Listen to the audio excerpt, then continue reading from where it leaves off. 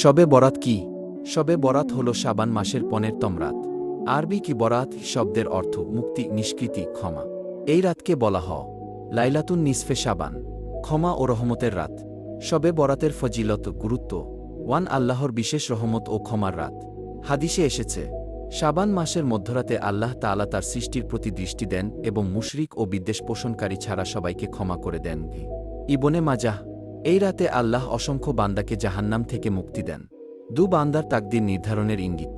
অনেক আলেমের মতে আগামী 1 বছরের রিজিক, হায়াত, মৃত্যু, বিপদ-আপদ সংক্রান্ত ফয়সালার সূচনা হয়। চূড়ান্ত ফয়সালা লাইলাতুল কদরে। রাসূল এর বিশেষ ইবাদত।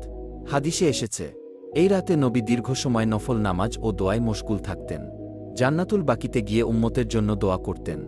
শবে বরাতের করণীয় আমল। নফল নামাজ 2 রাকাত করে যত ইচ্ছা। নিয়ত আল্লাহর সন্তুষ্টি ও গুনাহ মাফের জন্য। নির্দিষ্ট সংখ্যা যেমন 100 রাকাত শরীয়ত দ্বারা প্রমাণিত নয়, তবে নফল পড়া উত্তম।